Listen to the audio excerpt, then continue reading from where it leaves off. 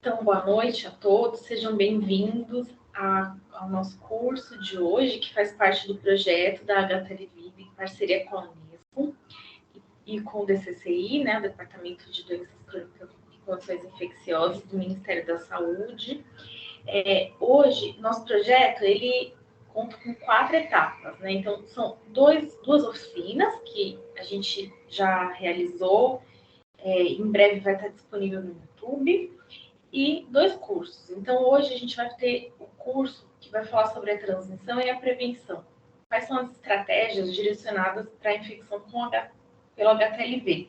O nosso convidado que vai ministrar o curso é o professor Jorge Casseb. Ele tem 30 anos de experiência na área de HTLV, ele é médico infectologista e professor da Faculdade de Medicina da Universidade de São Paulo. E ele que vai conversar um pouquinho conosco hoje.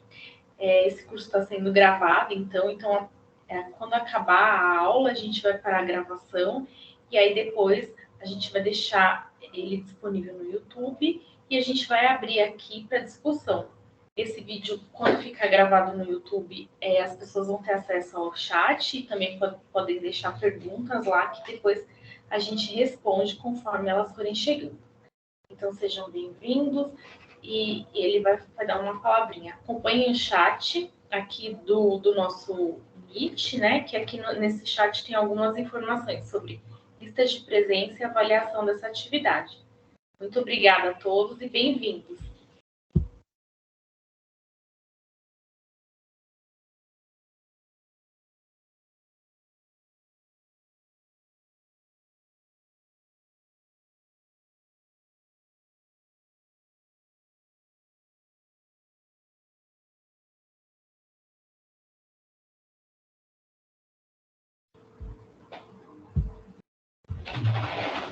Alô, boa noite a todos.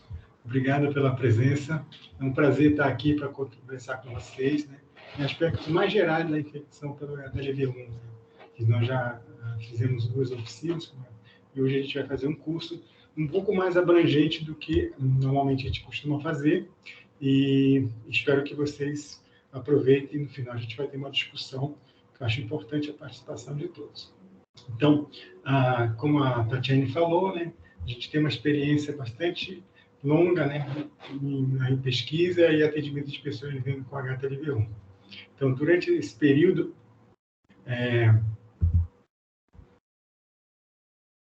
a gente vai, nessa noite, a gente vai falar um pouco de como foi feita a descoberta dos retrovírus, principalmente, né, a classificação deles e o tempo em que isso levou para eles se espalharem pelo mundo, e com o modo de transmissão, um pouco do diagnóstico e fazendo aspectos clínicos, né, do dia a dia que acontece no atendimento dessas pessoas. Então, como vocês já sabem, né, desde a década de 80, começo foi descoberto os retrovírus, que foi denominado HTLV1 e HTLV2, né? São 2 retrovírus, né, e que acabam causando alguns problemas de saúde na população. Então, se vocês perceberem aqui, tem uma foto do vírus, né, e do lado o seu descobridor, que é o professor Robert Gallo. Então, aqui mostra a gente estava com ele no Congresso do Peru há 3 anos atrás. Essa árvore filogenética nada mais é do que como se fosse explicando da onde surgiram os retrovírus e quais são as famílias que são presentes nessa árvore que eu mostrei aqui. Então, vocês podem perceber que os HTLV1 e 2 são os delta-retrovírus próximos da família lentivírus, né, que é representada pelo HIV1. Então, essa árvore implica em dizer que houve uma disseminação desse retrovírus. Inicialmente, tanto o HTLV2 surgiu entre os humanos há 300 milhões de anos, quanto o HTLV1 depois. Então, o HIV apareceu entre a gente há cerca de 120 anos atrás.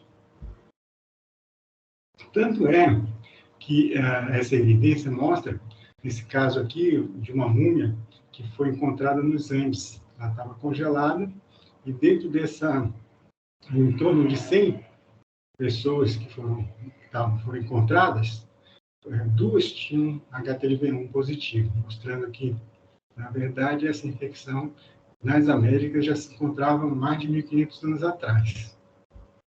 E como se deu essa disseminação, né? Então, os retrovírus surgiram de 2 modos. Né? Então, pode ter surgido na África, né? Isso veio para o Brasil através dos escravos africanos, que são os originários disso. Ou mais antigamente, quando havia uma ligação entre a Europa e a África e a América do Sul, que é através do Estreito de Bering. As pessoas poderiam ter vindo caminhando. E uma terceira possibilidade, que vieram da Ásia, do Japão, principalmente, chegando aqui no Brasil. Bem, os retrovírus, eles representam uma estrutura bastante peculiar, né? Então, é um vírus RNA com 2 fitas, e eles se comportam com um envelope viral, um core que recobre o seu DNA material genético. Esse material genético ele vai ser bastante importante na sua transmissão. Assim, mostrando mais em detalhe, nós temos a estrutura, né, o capsídeo viral, e o nucleocapsídeo aqui dentro, onde tem as 2 fitas de RNA. Essas fitas, elas se compõem, né, e podem depois serem retransmitidas. Então, depois que o vírus infecta as pessoas, quantas pessoas estão portadoras, né, no mundo? Né? Então, não existe um número preciso, mas o que a gente percebe é que no Brasil, cerca de 1 milhão de pessoas podem serem portadoras desse vírus. E assim como também no mundo. Então, tem 5 a 10 milhões de pessoas no mundo que podem estar convivendo com esse vírus. E muitas vezes as pessoas não sabem, né? É como se fosse uma ponta de iceberg. A maioria das pessoas ficam sem terem seu diagnóstico estabelecido. No Brasil, a prevalência varia bastante de estado para estado, mas nos últimos anos o que a gente tem percebido é que a maioria, né, o estado que mais se apresenta a infecção pelo HTLV é na Bahia. Né? Cerca de cada 10 mil pessoas são portadoras do HTLV1, seguido do Pará e Maranhão, em torno de 9 pessoas. Então, essa é uma infecção baseada principalmente no Norte e Nordeste. Quando a gente olha mais de perto, né? Essa aqui é uma projeção que nós fizemos, eu e o Arthur Paiva, a gente percebe que, utilizando essa conta, né, que foi nos trabalhos que foram da Catalã Soares, no Banco de Sangue, em 2005, ou seja, mais de 15 anos atrás, a gente percebe que provavelmente tem realmente 1 milhão de pessoas infectadas, seguindo esse modelo, e se a gente considerar que a mielopatia pode ser em cerca de 1% ou mais, ou 2%, cerca de 50 mil pessoas podem ter a mielopatia associada ao HTLV1. Com relação a outra doença, que é chamada leucemia de células do adulto, é uma incidência no Brasil aparentemente menor. A gente vai falar um pouquinho dela mais para frente. Então, essa conta nós fizemos projetando a população brasileira em 215 milhões de pessoas, e a metade sendo mulheres, e a prevalência de 0,5%, estima-se que 1 milhão de pessoas realmente são portadoras do HTLV1. Isso mostrando a importância dessa infecção no nosso meio. Bem, como é que esse vírus se transmite e se mantém na nossa comunidade, né? Muitos estudos foram feitos nesses 30, 40 anos em que o vírus foi descoberto, e a partir do início, né, de 93, quando foi instituído pelo Ministério da Saúde a obrigação de se fazer a testagem sorológica em banco de sangue, permitiu identificar uma população grande, Então, foi pesquisado anticorpos anti-HTLV1 e para hepatite C também. Então, desde 93, a gente tem essa estratégia de enfrentamento do HTLV1. Então, esse vírus, portanto, ele está presente, né, no sangue das pessoas, e também muitas pessoas que antigamente usavam as seringas compartilhadas eram objetos de foco de doença de transmissão. Bem, além da transmissão sanguínea, né, no banco de sangue, por exemplo, o vírus pode se comportar e ser transmitido por via sexual, como a família dos retrovírus, no caso do HIV, por exemplo. Então, vários fatores dessa transmissibilidade podem estar de acordo com a quantidade de vírus no sangue, né, sexo sem proteção, a quantidade de parceiros, tempo de que isso aconteceu, né, quanto tempo a pessoa é exposta a esse retrovírus, e presença também de úlceras genitais, que podem facilitar também a transmissão sexual. Bem, a vertical parece que é uma das mais importantes modos de transmissão desse retrovírus. Ele pode ser transmitido durante a gestação, né, que a gente chama via transplacentária, durante o canal de parto, que é não tão importante, porém, o mais importante, de fato, é o aleitamento materno durante a fase láctea, né? Então, só para vocês terem ideia da importância do que a gente fala, na década de 80, logo no começo do reconhecimento da infecção, numa região que é bastante endêmica no Japão, chamada Nagasaki, eles implementaram uma estratégia, né, de testagem nas mulheres grávidas e perceberam que, de fato, elas estavam positivas. E isso permitiu com que, ao longo de todas essas últimas décadas, há uma diminuição importante, somente fazendo a inibição da amamentação pelas mães soropositivas para HTLV1. Isso tem permitido um controle importante dessa infecção. Então, olhando assim, quando você não fez essa estratégia, as mães de mulheres grávidas, 75% estavam infectadas, né? E as mulheres, e também as mães de portadores também. Então, existe uma prevalência muito elevada de pessoas com HTLV1 nessas regiões endêmicas. Bem, também quando a gente vai olhar as células infectadas no leite, a gente pode perceber, né, que existe uma correlação do número de cópias, né, no leite e a transmissibilidade. Então, quanto mais vírus no leite, maior a chance de transmissão disso para o bebê. Então, foi observado que a transmissão do leite ela ocorre principalmente após 2 meses. Então, isso aumenta muito a chance da transmissão e a necessidade de enviar lactação importante, né, dentro do primeiro momento do diagnóstico, né, de ter essa mãe ser portadora do HTLV1.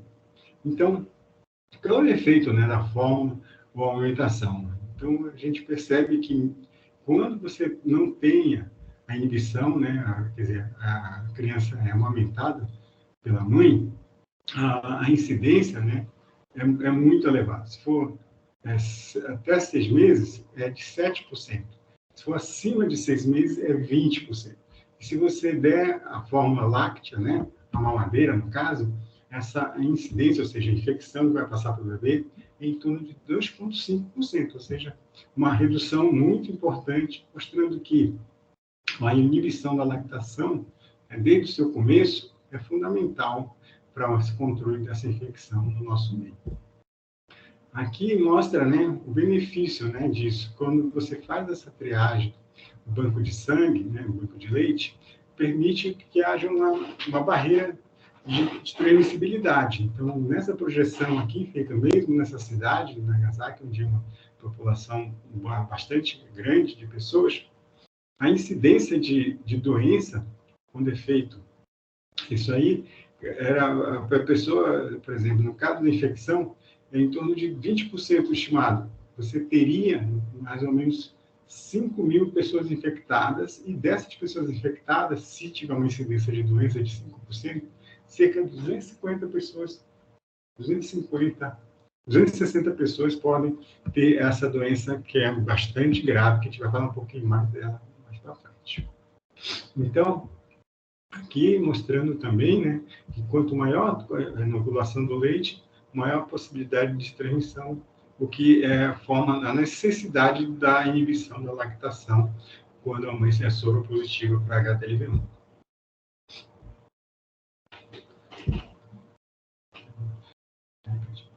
Então, aqui mostra, né, ao longo dos anos, quando eles fizeram essa triagem ao longo das mulheres grávidas, ao longo dos anos, foi diminuindo bastante a incidência de doença. Então, eles fizeram uma projeção que, se eles continuarem fazendo isso ao longo das próximas décadas, a possibilidade de infecção vai cair para menos de 1%.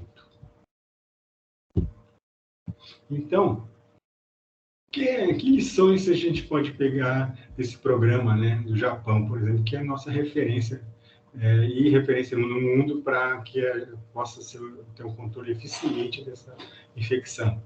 Então, primeiro, que seja instituído um screening, né, um teste, em todas as mulheres grávidas no Brasil. Então, em Cegonha, né, já existe uma portaria do Ministério que vai estar sendo instituída para que todas as mulheres que estejam em um programa de pré-natal façam pelo menos um teste no terceiro, quarto semestre de gravidez.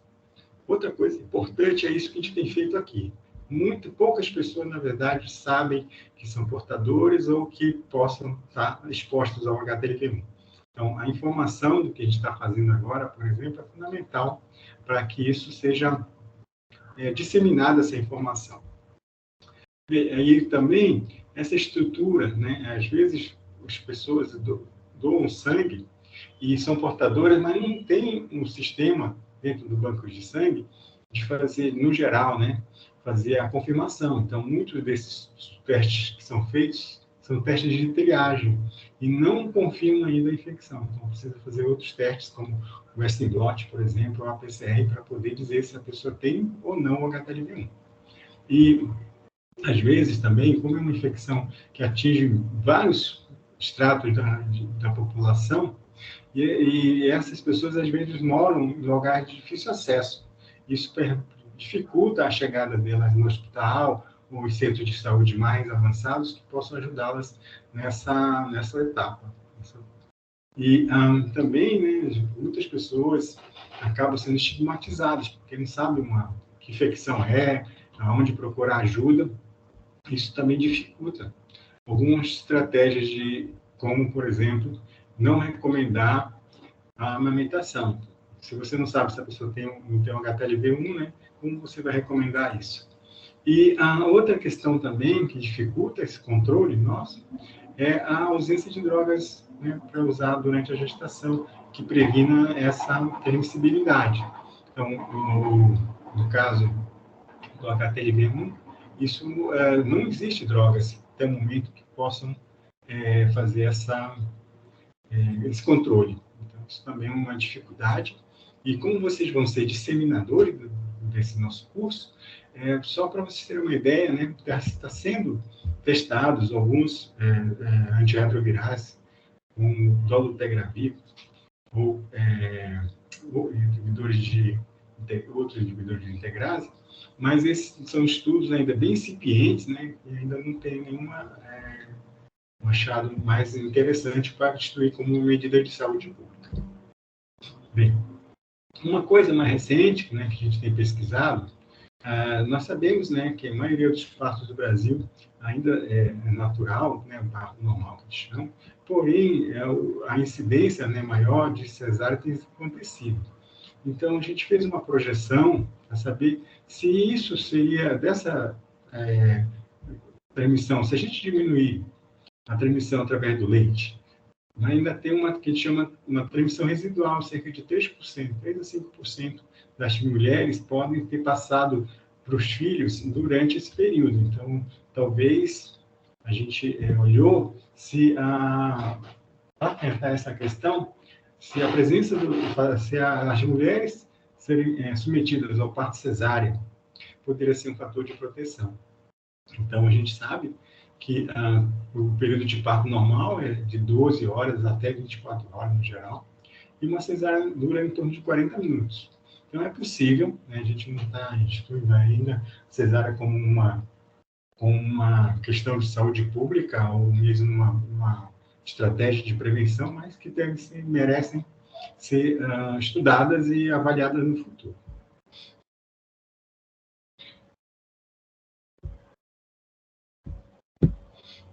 Então, se a gente fazer uma projeção que aconteceu na coorte de Nagasaki, e a instituição do banco de sangue, né? Testagem de banco de sangue, testagem universal de todas as pessoas doadoras, e a instituição da inibição do aleitamento materno, por exemplo, no Japão, foi a partir acho que há 10 anos atrás, mostra que provavelmente essa queda vai ser substancial ao longo das décadas, as próximas décadas, mesmo sem uso de medicamento.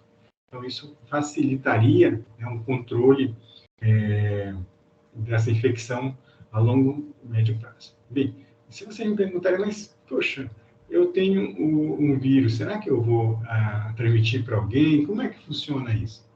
Então, a gente sabe, né, que, na verdade, que fatores de risco estão associados à transmissão do filho, da mãe para o filho, né? Então, normalmente, se a mãe tiver uma carga viral alta, a chance dela transmitir é de 3 vezes maior do que aquela mãe que não tem carga viral alta.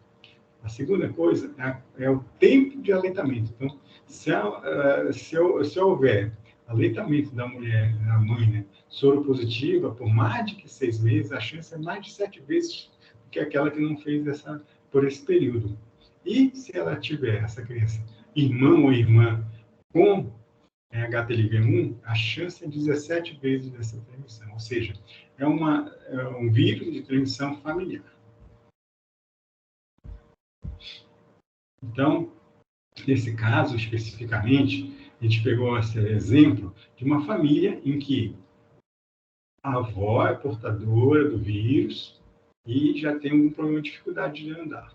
Aqui é a filha dela e aqui é o neto. Então, essas 3 gerações, elas se congregam, né? E todas elas já têm uma paraparesia espástica tropical, que é a doença associada ao HTLV1, a mielopatia associada ao HTLV1. Então, é uma doença neurológica que a gente vai falar um pouquinho mais detalhes daqui a pouco.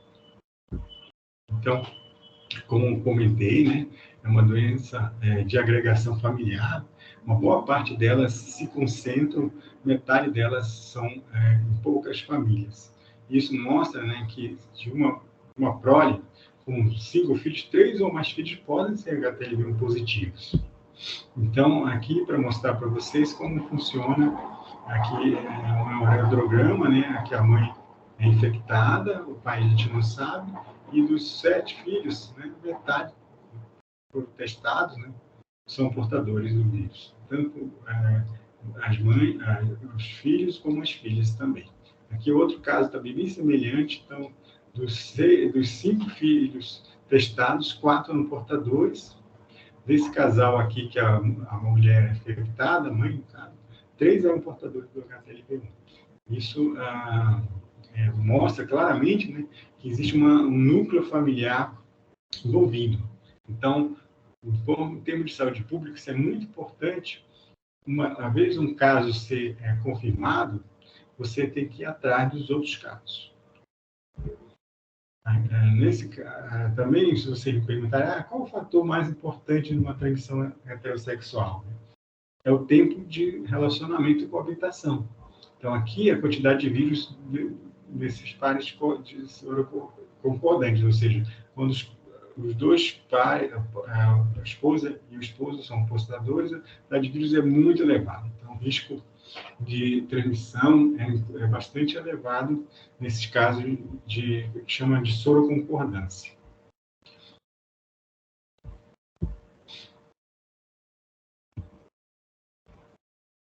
Então, por que fazer esse aconselhamento no pré-natal, né? É fundamental, seja o início de tudo, né? Então, quando você fazer a triagem no Brasil todo, essa triagem vai permitir a gente identificar as mulheres que são portadoras e fazer orientação em relação a não aumentar, talvez indicar um parto cesáreo. Essa amamentação, a ausência da amamentação, ela tem que partir do serviço de saúde, né, com a aplicação de inibidor de lactação, porque depois, também, como o leite é um dos principais veículos, né, de transmissão, a amamentação é muito importante. E o uso de fórmula tem que ser providenciado pelo Estado, como já está sendo feito. E só para ter uma ideia, né, dos 3 milhões de partos que acontecem no Brasil, aproximadamente, e se 0,2% forem positivas, serão aproximadamente 6 mil crianças infectadas por ano. Então, a instituição, né, da triagem sorológica durante o pré-natal é fundamental para evitar esse tipo de transmissão pela inibição da amamentação pelos bebês. Então, quando a gente tem um caso de HTLV positivo e a gente for atrás, a gente não sabe o que vai encontrar. Então, vocês têm que ficar atentos nessa questão. Então, o serviço de domiciliares, um portador de HTLV1 ou que já tem uma doença estabelecida, é fundamental essa orientação do que vocês estão tendo agora com a gente, né? Dizendo que é um vírus, que ele pode ser transmitido somente através da amamentação, se essas pessoas já foram doar o sangue, saber se elas têm esse resultado em mãos, enfim. É uma estratégia que você vai ter aqui um caso, você pode dar origem, né, ou ser descoberta diversos outros na comunidade. Então, bem, feito isso, né, a gente descobriu aquela pessoa infectada, um infectado, e o que acontece? A primeira pergunta dentro dessas pessoas, doutor, eu tenho esse vírus, descobri que eu fui doar sangue, meu irmão precisou de uma transfusão, eu fui doar e aí fizeram o teste em mim, foi positivo. O que isso tem importância na minha vida? Então, muitos anos já tem sido identificado algumas doenças.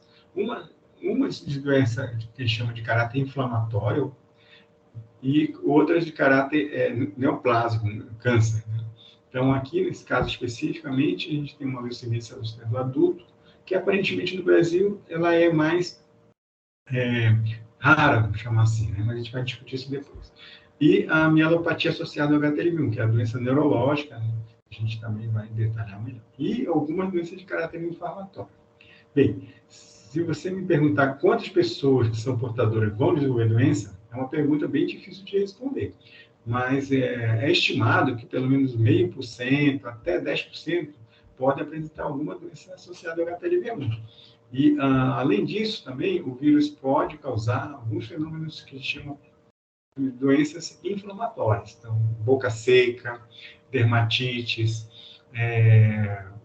dores musculares, artrites, pneumonia, enfim, várias outras manifestações que às vezes passam despercebidas ou não foram diagnosticadas adequadamente pela equipe de saúde.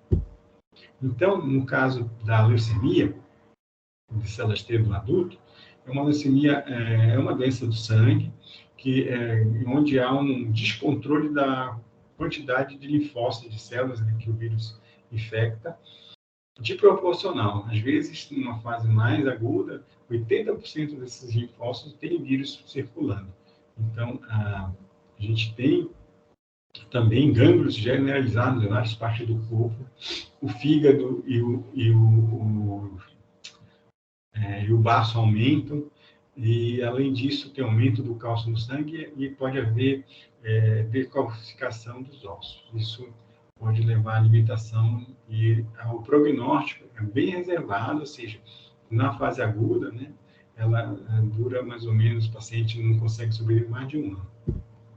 Aqui, os aspectos da leucemia, né, principalmente quando ataca na pele, e aqui a parte histológica. Então, tem vários tipos, né, de apresentação.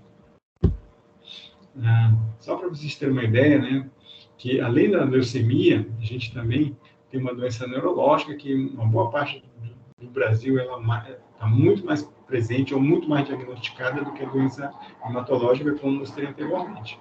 Então, na década de 80, o professor Ozami o Zami e o professor Gessan identificaram essa uma doença neurológica no Japão, né, e na Martinica, no Caribe.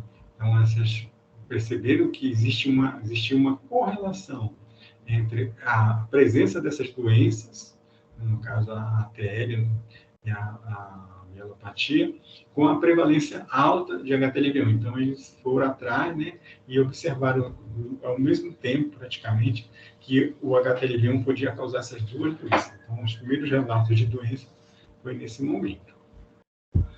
Isso mostra, né, quando for olhar e pesquisar melhor esses pacientes, observaram que tinham 3 estágios em que você poderia estar enquadrado. Então, a RAM, propriamente dita, que é a doença neurológica, dificuldade de andar, subir escada. Outros grupos que são que a gente chama possivelmente mielopatia, porém ainda não tem todos os elementos, né, que possam fechar o diagnóstico. E os pacientes que, teoricamente, não têm nenhum sintoma aparente, né? Apesar de que a gente tem estudado esses pacientes, né, o grupo do Emílio Ribas estuda esses pacientes considerados assintomáticos, e uma parte deles podem desenvolver doença. Então, isso aí é importante para a equipe saber também que, sendo portador assintomático, ele precisa ter um acompanhamento regular, pelo menos anual. E essa doença, quando acontece, ela tem umas características bem interessantes. Então, elas afetam os membros inferiores, principalmente dificuldade para subir escada, enrijecimento das pernas, dificuldade para controlar a urina, né, constipação, dificuldade de potência sexual, sensibilidade, dor nas costas, aqui embaixo, no lombar, assim por diante. Então, todos esses sintomas e sinais, elas alertam a gente para que o paciente já não está mais no estado que ele chama assintomático, e sim um caminho de uma doença neurológica que precisa ser cuidado. No Japão, como o principal local de pesquisa e atendimento, né, a gente tem o mesmo número de casos que no Brasil, né, em torno de 1 milhão de pessoas, e as pessoas podem desenvolver um certo grau de padrão, né, de progressão. Então, tem pessoas que podem chegar em cadeira de rodas em 2, 3, 4, 5 anos, que a gente chama progressor rápido, né, rapidez. Outro que é uma progressão mais lenta, né, e vai progredindo até a cadeira de rodas. E outros que chegam progressão lenta, mas também é uma progressão mais longa, até chegar a uma desabilidade.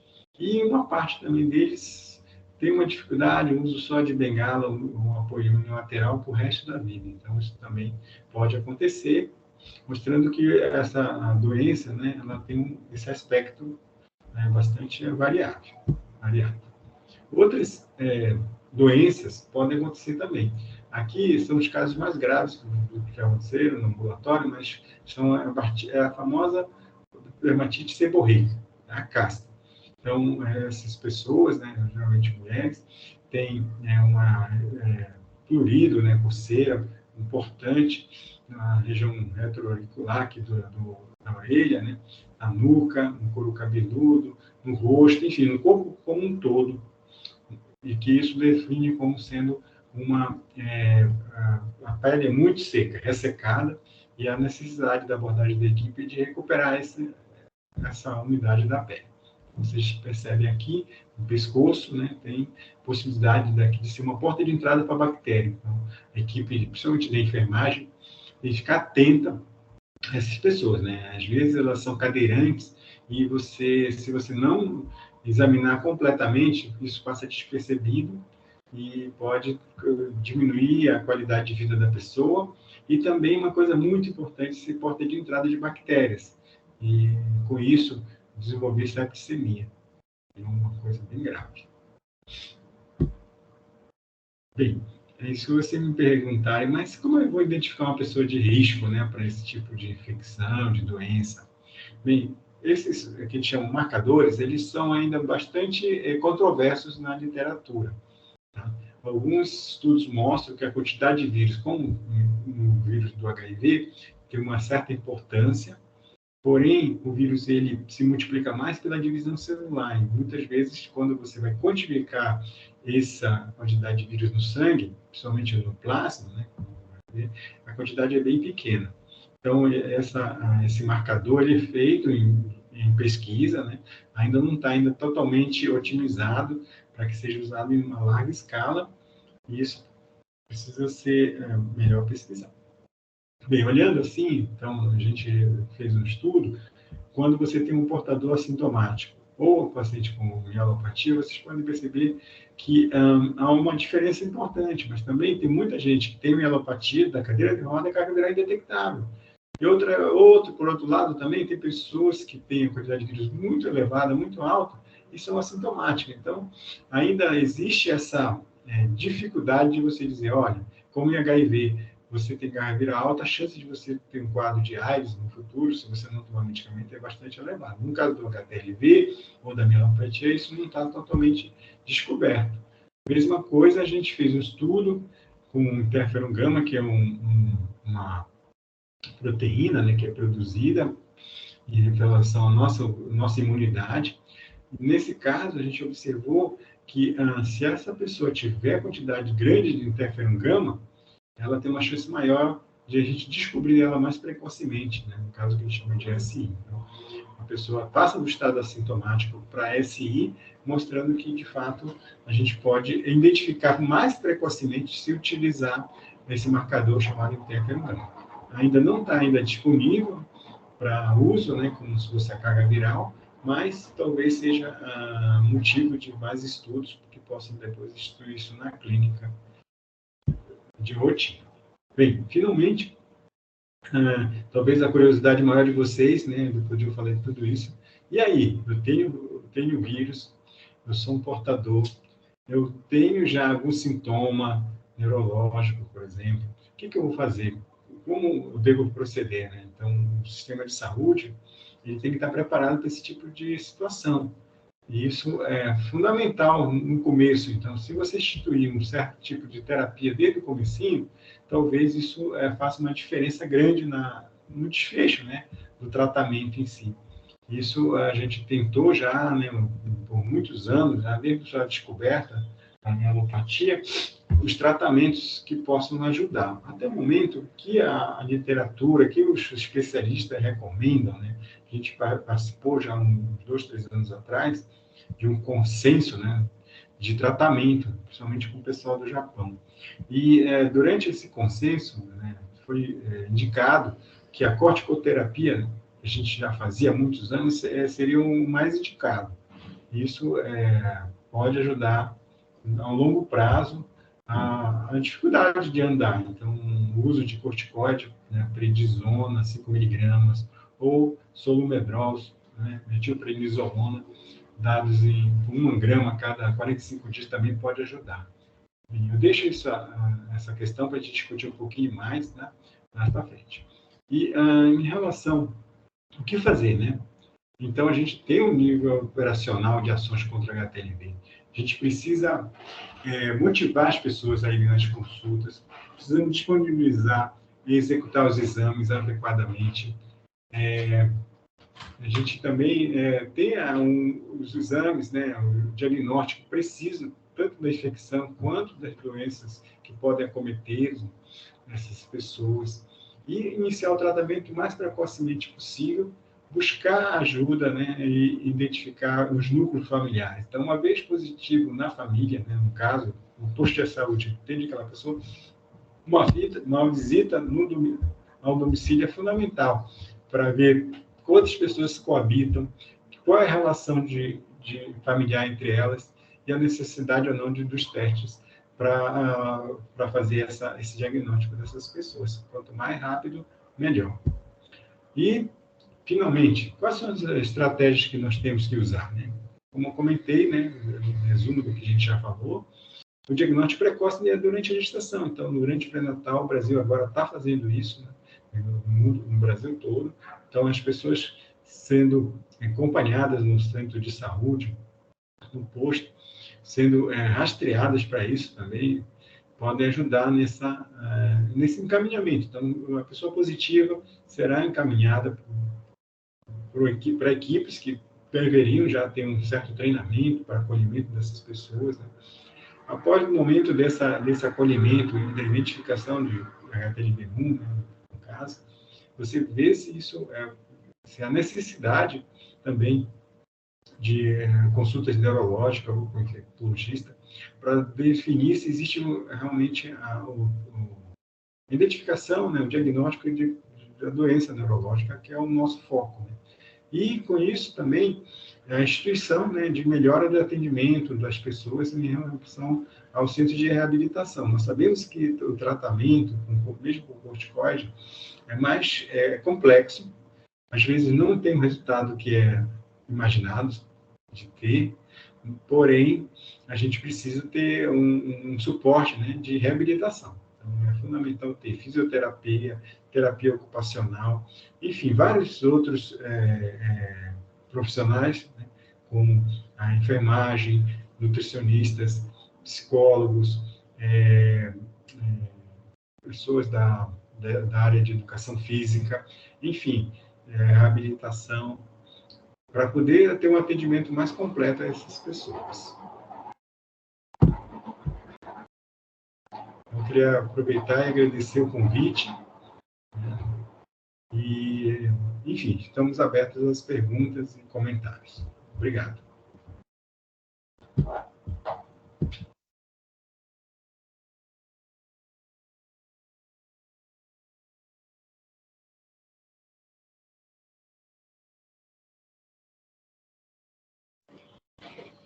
Quero agradecer o Jorge, que hoje ele está aqui do meu lado. A gente hoje ficou juntos para ficar melhor o vídeo. Então, eu vou parar a gravação agora aqui, só para a gente dar continuidade então, às atividades.